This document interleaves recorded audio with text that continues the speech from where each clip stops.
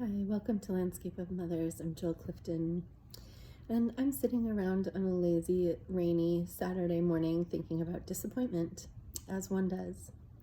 Um, and I've been realizing that learning how to deal with our disappointment is a big part of learning how to do things differently than our parents did, learning how to get away from the usual coping mechanisms of disappointment, which are like blame or shame or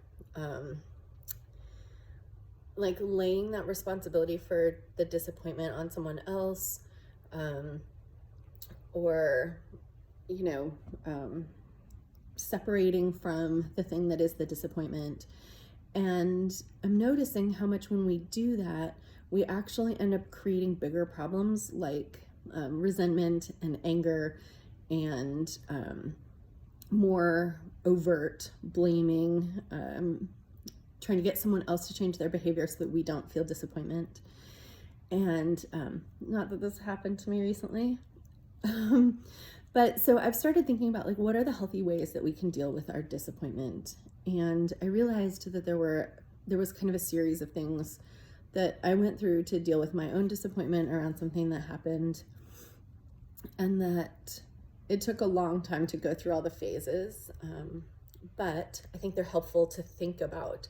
And the first one was really acknowledging my disappointment. I think I felt like I wasn't allowed to be disappointed, or I shouldn't be disappointed in this thing, but trying to suppress that disappointment was my first mistake.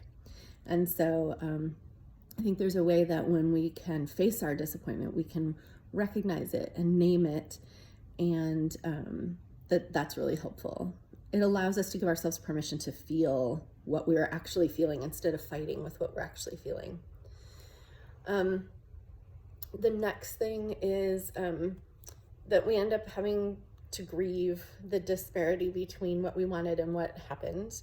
That is, our expectations or our desires, our hopes weren't met. And there's grief there. And to acknowledge that and to allow ourselves to feel it helps us move through the disappointment itself.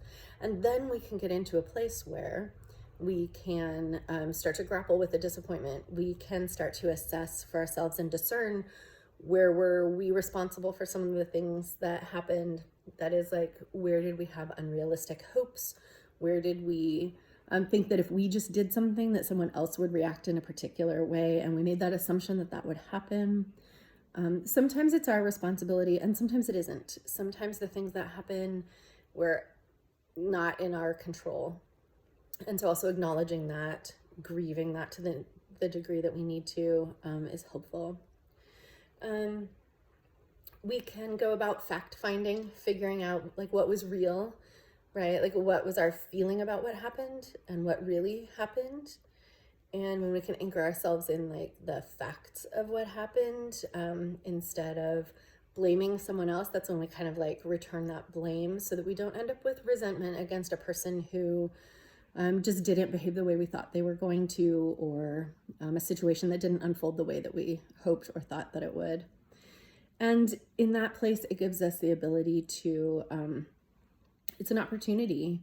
We get to figure out what we might do differently. We get to figure out what might be next, and we get to look at ourselves differently, and really assess the situation for what it was.